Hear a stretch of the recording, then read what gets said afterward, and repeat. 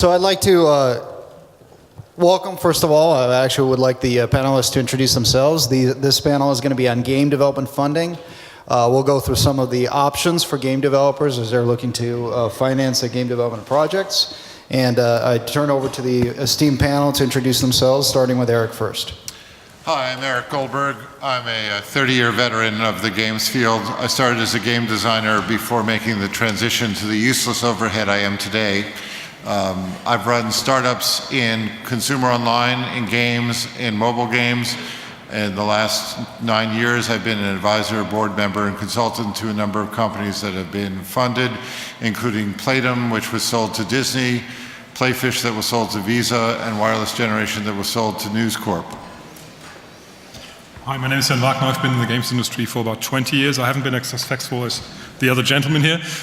We recently had a Kickstarter for our project Shadowrun Online, and we also got an investment in, so we're basically trying to get money everywhere we can, apart from actually selling products, which we haven't started yet. All right, hello, my name is Chris Taylor. I'm coming up on my 25th year in May, since we're trotting out our, how crazy we are to stay in this business.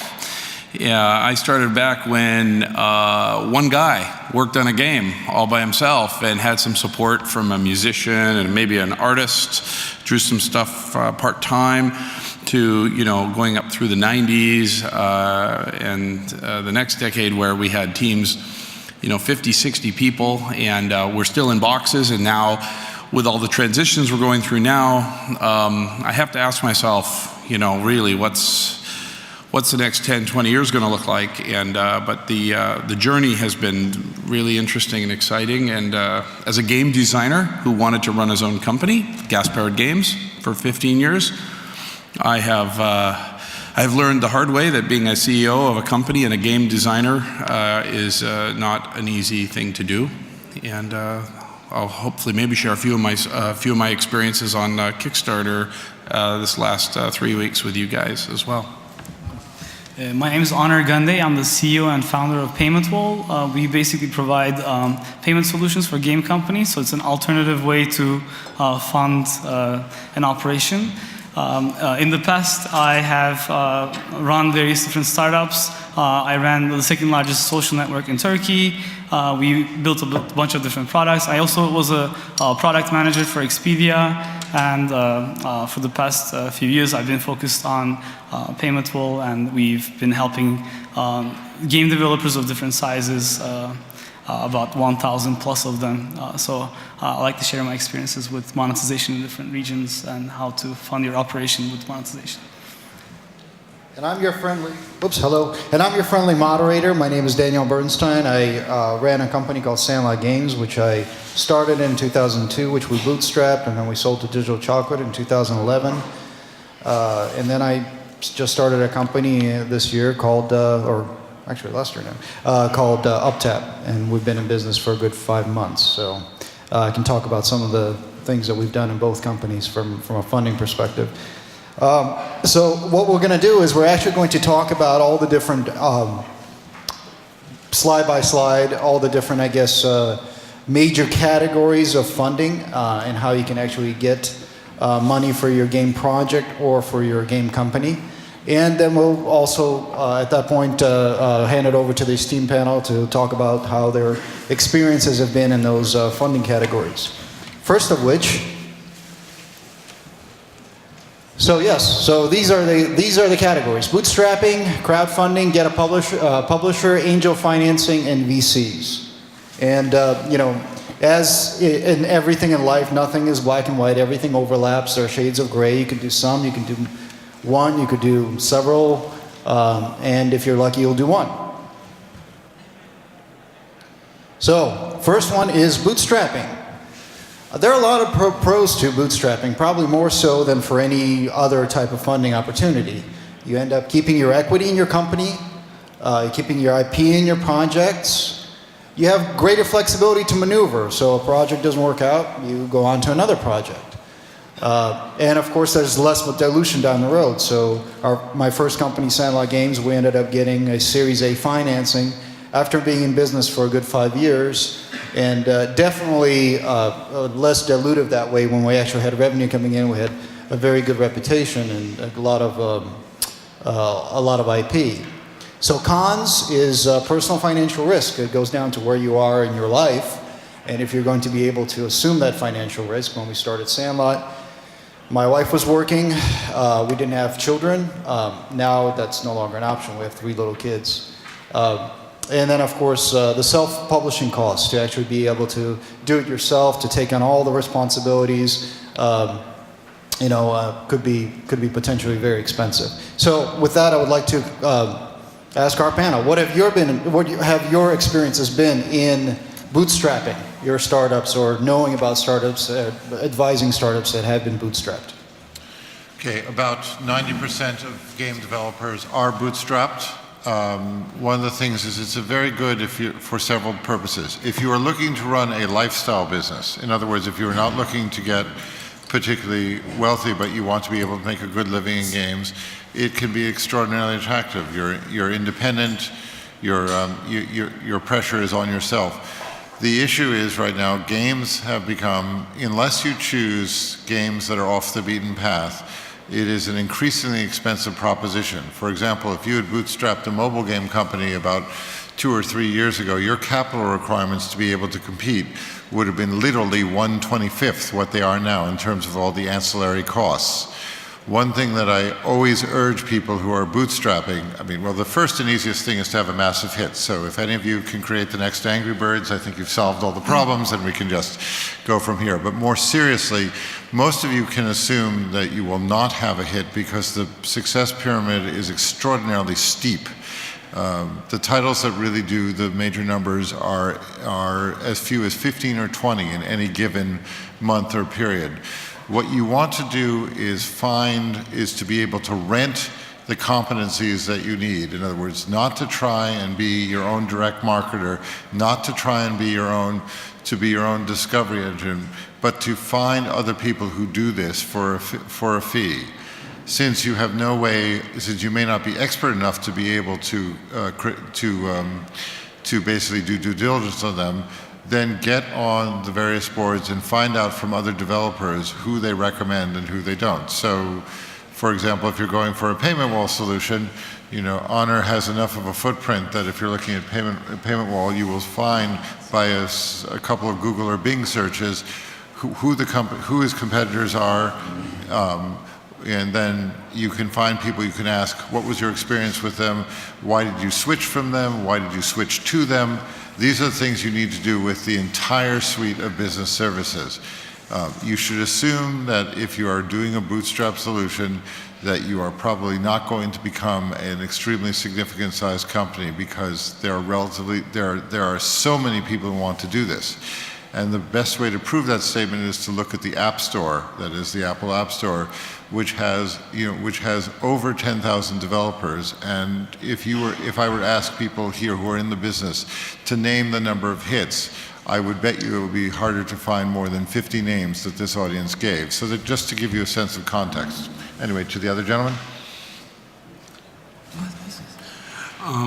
The bootstrap question, I would say a lot of folks who think about doing that have probably never run a game company or have never done anything of that, made a game before, or probably think they can make a game.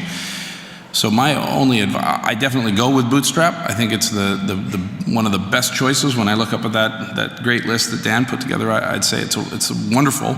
But after you've put in 5 to 10 years at somebody else's company, a big company, little company, hanging around with industry professionals, if you're going to actually make a game and be successful, I suggest that you learn the craft of game making, because it is a craft. It's not, you buy a canvas and paint, you don't suddenly become a great painter. You have to study and learn the craft of it. And of course, there are geniuses out there who are naturally talented and are going to just, create brilliance their first time.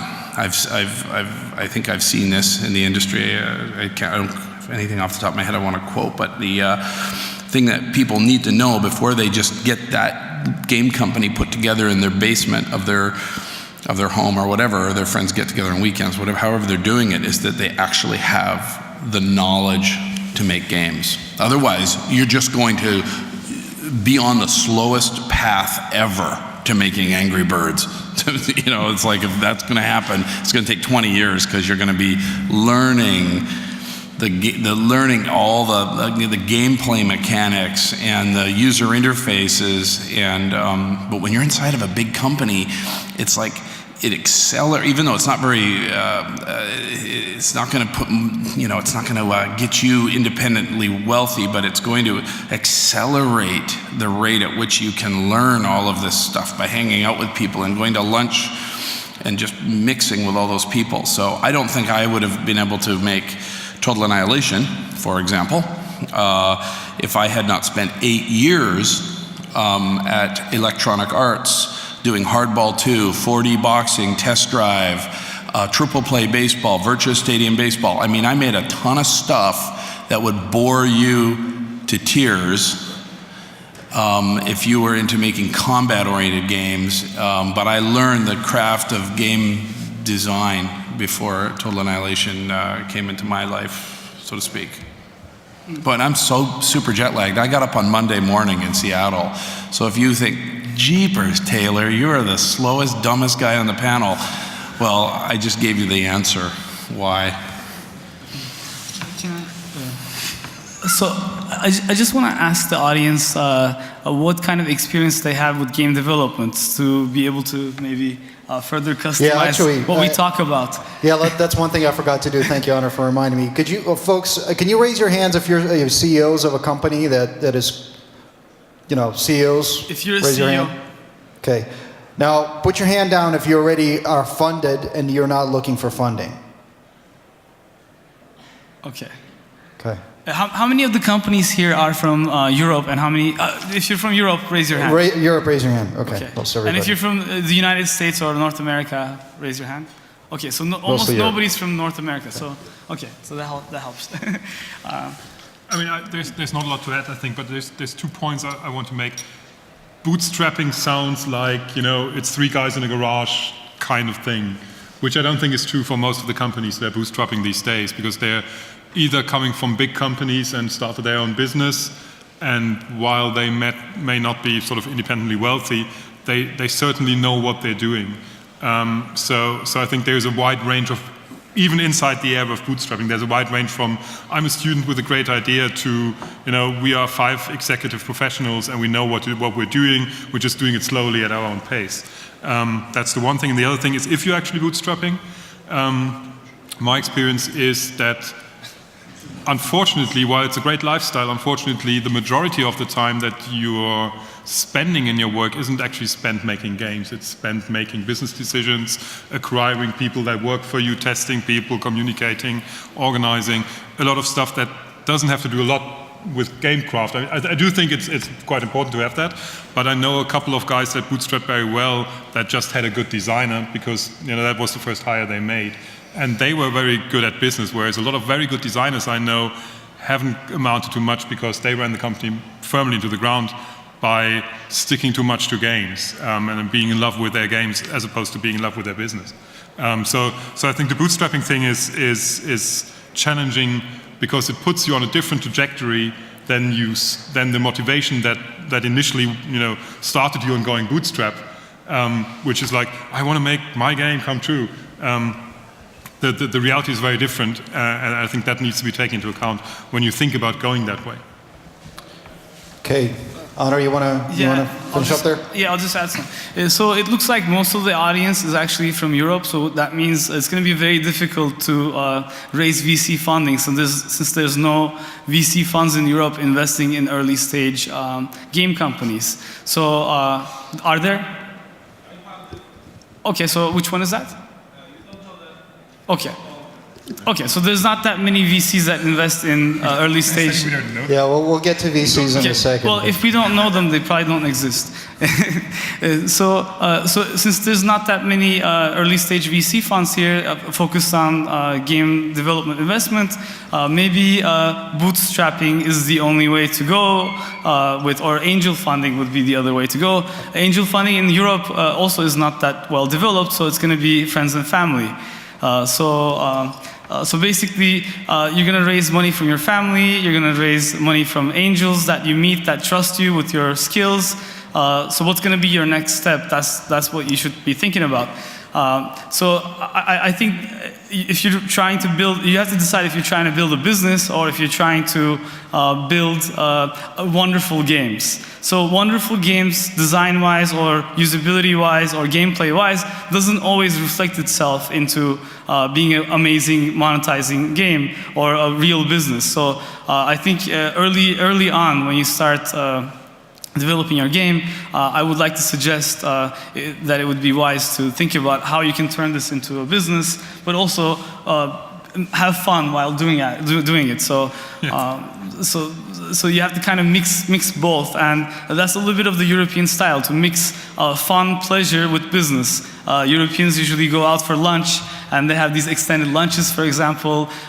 So it's pleasure and fun mixed in with business. So I think there has to be a European angle to early stage game development. Which is fun. As opposed to Americans who never, don't you eat? I mean, usually, or you don't go out to lunch, or you get stuff? No, we just fast. Okay, guys, let's go ahead and move on. We still it's one of many categories. So let's talk about crowdfunding. You know, we have people on the panel that have experience in Kickstarter, so what's interesting is, from a very kind of superficial level, because I haven't done it, but we've looked at opportunities of doing crowdfunding as a funding for UpTap. So the pros, of course, you keep your equity. You do what you do. People are investing in the project for you to get it done. You end up keeping your IP. You get money for development. You get to focus on your project instead of trying to figure out how you're going to get the money for it. The cons are, of course, once you have your project funded, there is less flexibility to change direction. It is what it is. You work on the project. You see it through to its end. You're also funding the project. You're not funding the company. So all that money is going into that project. If that project succeeds or fails, well, that is what you've funded there. And you know, this is something that we've looked at UpTap. You know, since we're a casual games company focused on tablets, you know, we're looking at, well, what kind of projects get funded? And one of the things that I noted right away is that a lot of hardcore projects get funded, a lot of adventure projects get funded, a lot of stuff that is really not about our company. So it was very clear that our success rate was not going to be very high if we did a Kickstarter campaign around that, for example. So turning it over to the panel. All right.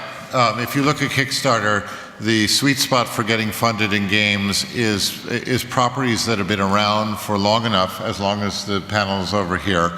So most of the ones that have been outliers were properties that were first developed 15 to 25 years ago, were not so successful that the publisher was able to tie them up. So, you know, pretty much it's the 1980s and 1990s generation, because they have enough of a committed base that is old enough that they actually have enough access to capital that they can pledge larger amounts. The other thing to understand about Kickstarter that is extraordinarily important is that the investment profile is changing incredibly rapidly. At the beginning, when the Double Fine investment blew through the roof, there was a gold rush on, and now what's happened is that there are many more projects competing for money, which has made the chances of succeeding and the amounts of money that you are likely to be able to get have dropped. And if you will look at the frequency of announcements, I suspect that within the next 3 to 6 months, that some enterprising analyst will put together what the, in other words, sensitivity analysis of what amounts are likely to get funded at Kickstarter, in what period of time of year, and so on and so forth. It is a fairly rapidly changing histogram. The other thing to understand is that Kickstarter is in some ways very much like Apple. When tens of thousands of developers work in the Apple ecosystem, the majority of them will fail, or at least will not be able to earn enough money to eke out an existence. With Kickstarter, the Kickstarter company is essentially the portfolio manager, and they are in the business of encouraging many hundreds or thousands of Kickstarters to bloom. That's a good proposition for them because all they need is to maintain a certain success level. It isn't such a good level for you. The one type of Kickstarter I haven't mentioned, but again, it's the outlier, is if you get something that may not have a brand but is regarded as cool. Obviously the Android game console is the perfect example. That it is so damn hard to get into one of those things that becomes a meme that is almost something you can't count on. If it happens, God bless you. But Kickstarter has now become, as you know, fundraising is always difficult, even if it's asking one of your family members for it. Kickstarter has now, after the spectacular coming out party it had last year, has become just another very difficult fundraising route, and you need to understand what the peculiarities of it are. So I look to summarize the top level ones, and I'll let these gentlemen fill out some of the blanks. I think I have a slightly more positive view, basically, probably because we got funded on Kickstarter. One thing that Kickstarter also is a tremendously effective marketing platform if you're a game company. I agree that most of the people that got most of the money are the great old guys that basically sold the street cred they have on Kickstarter, because Kickstarter is all about trust. It's about basically me trusting you to make what you promised to make. And it's about trust, and it's about a certain dream, and it's in that sense for me it's very American because there's a certain naivety involved. You need to believe that people actually want to make that, and you're willing to put money on the table to help them do it, which is I think there's a reason why people in America came up with that and not people in Europe. And if you do that in Germany and people try it, it's always like, but what do I get? And is that guy for real? And they're always trying to form more formalized relationship. So the power that lies in Kickstarter, I think, is sort of igniting that dream. And in the same sense, it's a great marketing tool because all of a sudden you've got an audience, however dedicated or not dedicated, that looks at you. It spreads by itself. To this day, we still get money from people coming in over Kickstarter, seeing that our funding has ended, but wanting to participate directly in the product. So that is a big advantage over traditional funding because you don't get a marketing effect from funding in that sense that elevates you with your project. And I think it's done very well for Yuya or the GameStick that like we've seen in the previous presentation. So that's a side effect of the platform that I think is gonna rate and the more popular and the more widespread Kickstarter gets, is gonna rate even higher. Like it's not gonna be about the money, like whether I get 10,000 for my project or not, but it's gonna be about the visibility that comes along with that money as well. Because most of the projects we've seen, I mean, or even the grand old guys project, people like Chris Crawford, he can afford. I mean, it's not like he couldn't have afforded to start creating a game and try to get money somewhere else. It's a great tool for him additionally as a mix of things. But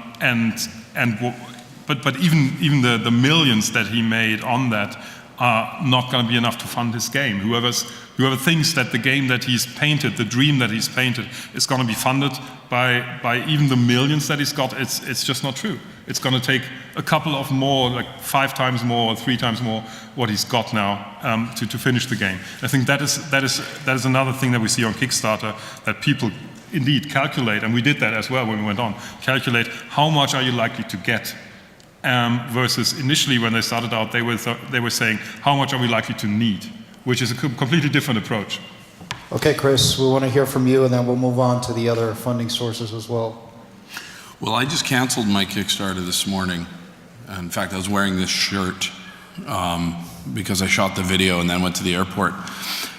We raised $500,000, in a little over $500,000, and we only had 4 days left to get to 1.1, and made a decision to shut it down. And the experience has been so incredible. I could talk about it for 3 hours, and You heard the previous gentleman who spoke when I came into the room. I didn't get the whole story, but he had a really great summary. So if you sat through that, you really got the best of what Kickstarter is. I think we experienced fatigue. People had spent a lot of money already. They were waiting for those games to show up. It was after Christmas. People had spent a lot of money, which traditionally happens in the Western countries. You know, Christmas is a big holiday, and people are still paying off their Visa cards. The concept that I tried to fly, which is just like me, I don't know if any of you know anything about my career, but I'm a little bit of a nut. To saying, okay, I'm a lot more than a little bit of a nut, and I don't like doing everything by the book. I don't like cliche. I don't like, everybody went back and they reached and they did some nostalgic remake from 10 and 20 years ago, and I didn't want to do that. I just felt that was done already. I don't like ripping off other people's ideas either. I like creating my own ideas. So I went out on Kickstarter with an original idea in the spirit of the way I design and create, and it didn't work. So Kickstarter loves really, really original stuff when it's between $10,000 and $100,000. If you're up in the $1 million range, you better have something that people can look at and totally get it at the title. And then the video needs to be beautiful, and all the other fingers and toes need to be on it. But even today, so I'm going to go a little more on the cynical side and say that it's starting to wear itself out. Now, having said that, someone's going to prove me wrong, and they're going to launch a Kickstarter next week, and they're going to ask for 1.1 million or 2, and they're going to blow through it in a day, because the concept is going to be electrifying and magical, and it'll be brilliant. But the thing is, it's a numbers game, right? You've got how many thousands and thousands of these Kickstarter campaigns launching. Someone is going to have lightning in a bottle that catches everyone's imagination. I mean, that's what the challenge of this whole panel and this time we're spending together here is, that this business is really, really tough. I mean, you don't buy lottery tickets and expect to send your kids to college by buying tickets at the corner grocery store, right? You know that our industry is very rapidly turning into a kind of a lottery ticket kind of business, unless you're willing to work 12 hours a day, 7 days a week, and study game making for decades. I mean, that's what we did back in the old days, and we did it because we didn't have really anything else to do. But we were also competing in a tiny, tiny industry where people would the previous couple of years were putting cassette tapes into Ziploc bags, and if you could code in hand optimized assembly, automatically you sold your game because it was cool, because you made shit move around on the screen fast on an Apple II or a TRS-80. But now, it's tough. It'd be like going to Hollywood and saying, I want to make films. I want to compete with James Cameron. I mean, you have to kind of do a little more homework. So I think the whole challenge we're having with this funding is that the consumer is getting so educated now, whether we go through any of these sources, they're really checking you out. They're not going to give you your money, their money, unless it's really good. And so Kickstarter is just now very quickly, the consumers on the who often go to Kickstarter have brought themselves up to a level of competency as consumers, and there are so many fish in that pond that it's a little bit daunting. So I'm kind of leaning towards there's no free lunch is really the bottom line. Sorry if I rambled. Dan, one very quick comment. Jan, thank you for, I wasn't intending to do an entirely depressed picture because the advantages of Kickstarter, I think, are obvious. You get rid of the intermediary of the publisher, you speak directly to your customers, and you get passionate people involved. The problem is that this audience has been given an impression from 2012. I mean, if someone like Chris has an issue, I mean, Chris has pointed out that if he had done a property that people had known and associated with him, he would have better odds. But Chris, you magnificent bastard, you tried to do something original. It's just I want people here to be aware. Chris went up, did his Man of La Mancha thing, and the windmill won this particular round. But I hope that you will try this again and succeed. Yes, Thank we you. all do. So pretty much. So please go and disprove yourself. appreciate that. So folks, let's just keep moving. Let's talk about getting a publisher. So again, some of the pros and cons very quickly. Pros, you get to keep your equity. You get some money for development that you really, really need. If you're lucky and the publisher doesn't fold while you develop, which happens a lot. Well, right. Well, this is the best case scenario, I would imagine. And a publisher, all these are best case scenarios. And then you get to focus on your project. Cons, you're more than likely to lose your IP or never have it from the beginning. You have less flexibility to change direction, work on the project, or go bankrupt. And again, similar to Kickstarter, you're funding the project, the game project, not the company. Chris, I want to hear from you, from your experience, many years of experience of actually working with publishers, what that was like for you. Well, there was a heyday in the 90s where if you were energetic and you just kind of burst in the door of a publisher and you just blew them away with an idea and you had a resume that could back it up, that you knew how to build software. It was an exercise in creating software. You got a contract and you might have got $1 million or $2 million or $3 million or $5 million, and then you blew your budget anyway and you spent more than that. And they kind of put up with that behavior. That has locked itself down so tight. Consoles, which were being heralded as over the last 2, 3, 4 years, it's like console business is great, PC games are dying. I'm like, are you kidding me? Consoles are going to just hit the wall, and we're already seeing this console transition killing the big publishers. The guys who wrote these big checks, $2 million, they'll take a Hail Mary on some cool idea for $5 million, $10 million.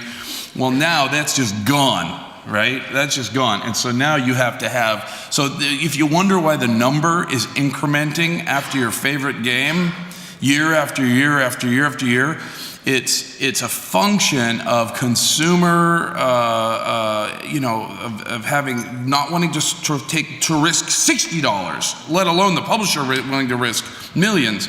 And then, of course, you have, the fact that the publishers are out of money, right? So they don't have the money to take the risks. So, if you look at Electronic Arts, which is the poster child for a video game publishing company. I mean, right from Trip Hawkins founding it, where each artist was on a record album. These electronic artists, this was it. That company has lost billions I think it's $3 or $4 billion. I think they've wiped out their cash reserves. I don't know what they have exactly in the bank today, but I know that they have had a hell of a time. And this is going back 3 or something years. So they're not handing checks out to they're not signing deals with anybody that doesn't have a softball right over the home plate where somebody can just pound it out of the park. It's kind of an interesting time. So I actually saw that coming. I mean, in all fairness, I saw that in that whole industry, the console industry, hitting the wall like this. I've been pounding the table talking about PC gaming. PC gaming is the future. It's wonderful. All indicators point to the PC on Linux on an operating system which is doesn't pay margins or doesn't pay royalties to any, it basically squashes, commoditizes down for the consumer to get the highest value at the lowest price. I mean, that's basically what I see. But to answer your question, I have been nearly driven out of business in that old model. I'm still in business. But I know almost everyone in the industry. I know John Riccatello. I've met Bobby Kotick. I know the CEOs. I know most of the people in the industry, and it didn't help me. And you know what they say, it's not what you know, it's who you know. Well, now it's actually not even who you know anymore. It's do you have a first-person shooter franchise, or do you have a sequel to a big successful game that just shipped 8 to 10 million units last time around? Let me shift the question. This is really good, Chris. And I also want to shift the question to the post-PC world and publishing opportunities on mobile and on online experiences that the panel has had with working with publishers across those new ecosystems. Okay. Now, I can talk about Facebook if you guys want. Yeah, So if you're like an early stage game development shop, I think you have to really look at the platforms you're going to invest in. We saw a really huge rise of Facebook in the past, 4 years, and then we saw the collapse of it in the past 1.5 years. So whatever platform you choose, you have to really see how it's going to be in the, in the long term, not just the first 6 months or first year. So that's Facebook. Right now we see the same thing happening on the mobile side. So you see a lot of games solely depending on iOS or solely depending on Google Play as their main distribution channels. So we might see a similar downturn. If a lot of the game development happens on iOS or happens on Google Play, you may see, again, a similar downturn because there'll be a lot of games flooding that space. So I think finding your niche and then also attacking as many different markets as possible, as many different platforms as possible when you're doing your early stage development, I think is key. But then you have resource issues also. You can't dedicate a developer or 2 developers or 3 developers for each platform if you don't have any funding. So how do you do that? How do you fund that becomes an issue. And that's where you need to make the wise decisions. So make sure that whenever you choose your platform, whenever you choose your theme for the game and so on, you choose it wisely and you plan ahead and you do some testing. If it doesn't work on one platform, quickly move on to the next platform or stay longer and keep trying. But it's a little bit of a luck game. What games take off, what games fail. Eric, you want to have the last word? I can actually be an optimist this time. So thank you, Chris, and Honor for doing that, for giving me that opportunity. It doesn't matter what the medium games are. There's a point in the life cycle where publishers of any size will need developers. For example, even in a medium that appears to have failed, HTML5 games, there were a bunch of developers being paid for last year because by game closure, GoCo and companies like that. If you look as recently as, we mentioned social games, Zynga bought its outside talent for a period of time. Playdom tried to buy most of them, and so on and so forth. But what happened was everybody else wanted to get into social games and was desperately letting out contracts with any social game developer that had any sort of credibility. In mobile, I'll give you a famous example in Europe. Rovio had been determined to be its own developer, and they've capitulated and now are, they say they've always been doing this, but they are now publishing third-party games. If you get to a certain size at the point that an industry a game medium is rising, there will be development contracts to let. And if you were the developer who was crazy enough to try it before it became popular, you will get contracts. I can summarize what Chris said by saying if the medium is more than 5 years old, then probably the contracts are only going to go to the established players or the people who are developing something from an established franchise. Call of Duty 69, Madden 47, you get the idea. Excellent. I want to mention one thing, actually, something new that was published, I think, a week ago or so, was about Minecraft. Who knows about Minecraft in the room? Okay, so everybody knows. So that's great. So I think that's a really big success story from the indie development space.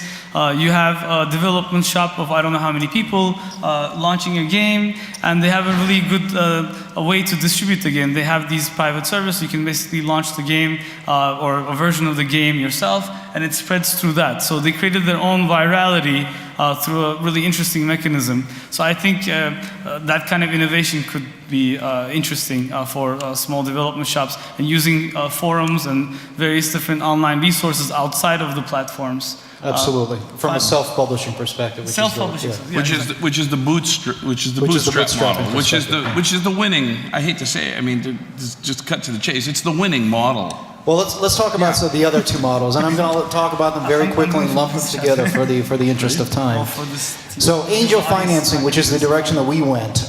Pros, you get money for development, which is outside of project boundaries. So you can work on the projects and shift from project to project as your business needs require. You have the flexibility to grow your company or pivot. Cons, of course, you lose some of the equity. You lose some of the ownership of your games company. And you have a new focus. You have a focus on delivering a return on investment for for your investors, which is different necessarily than just saying, I just want to build great games and I want to have it be this way for the rest of my life. Certainly that's also the case with VC funding, but VC financing also gives is even more nuanced. You have potentially more than enough money to execute on your plan. You certainly have ability to switch projects. You have a substantial loss of equity. You essentially become an employee. And you have very specific exit targets that you can be focused on. And those exit targets really need to fit very, very specifically into the portfolio of the VC that invested in you.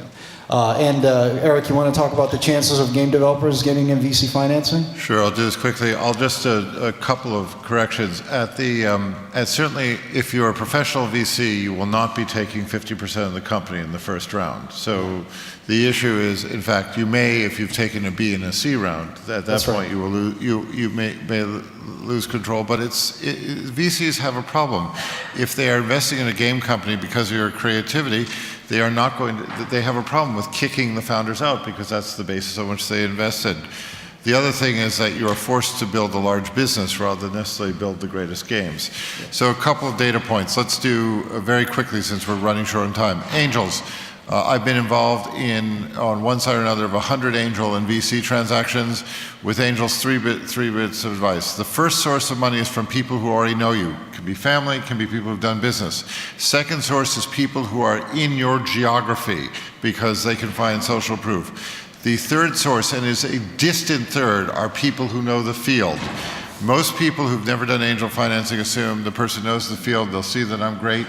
The numbers, and there are literally tens of thousands of data points, is that the thing is people you know and people who live near you.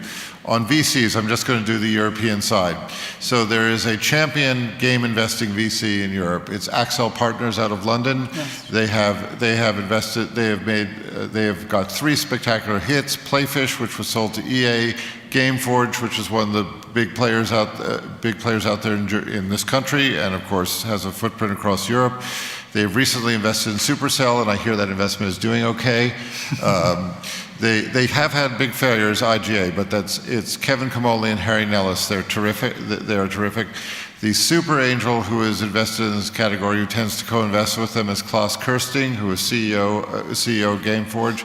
There are, as the gentleman over here suggested, Europe has a number of small VCs that will make 1 or 2 game investments, several in the Nordic areas. I don't have time to list them all. One thing to understand is VCs are collectively very smart about industries they know. They don't know games. A year and a half ago, there was a complete boom in VC investment. As of Thanksgiving, that is November of 2011, the VC investment just essentially stopped. I described it on Sand Hill Road recently when I was there on a trip as if you offered VCs new game investments or leprosy, they'd have to think about it. Dean Takahashi of VentureBeat, who's over there, gave some specific numbers that VC investment dropped 42% year on year in a recent article that I suggest you read at venturebeat.com. The one deceptive thing about that is while the funding levels dropped to 58% of what it was, most of the money is going into fewer investments at later stage. So early stage investment has dropped dramatically. Excellent. Anybody else want to add? We're kind of running out of time. I'll add to it. Yeah, like the San Francisco scene of investments come in waves. Basically, VCs look at what their friends are investing in, and then they say, okay, now let's invest in social casino games. And they make that the trend. So right now, that's the trend, right? So if you guys are making social casino games, you have a chance to be looked at by a VC. If you're making social games on Facebook, game over. You're not going to get any investment at all. It's just the past. So you have to kind of look at what the trends are. You have to read the blogs like VentureBeat and TechCrunch and see what the VC investments are happening in, and you have to focus on those if you want to go for that. But again, if you're in Europe, it's going to be very difficult for you to get VC funded. VCs only invest in their geography. You have to be close to a VC like Excel in London, or some other VC that invests Europe-wide that specifies that they're interested and focused in your line of business. Angel investment is even more difficult sometimes. So Again, back to the waves. So social casino is one wave I see. Does anybody see any other waves? I think that's the main one in the gaming space. A lot of pick and shovel ones. In other words, people who feed the games industry or service businesses, there's a fair bit. Because VCs, when they're in the fear mode, which rather than greed mode, which they are now, want to invest in things that their risk is diversified rather than one title. Yeah, they like distribution discovery, for example, but that's for service providers, not necessarily for game development shops. They like payments, for example, but that's again unrelated. So. Okay, guys, I think we're out of time. Thank you so much. Do we have time for questions, or we're done? We do have time for questions. Okay, why don't we head it over to to David to see if. Come on, Questions for the panel? Don't be shy. Raise your hands. Nobody wants any money, apparently. Yeah, nobody wants. Who wants money? Who wants money? Who likes money? Who wants money? Well, You should ask a question then. That's more around for us. So. This audience does not want to be corrupted by filthy lucre. I know the feeling. All right, well, thanks, you guys. I appreciate it.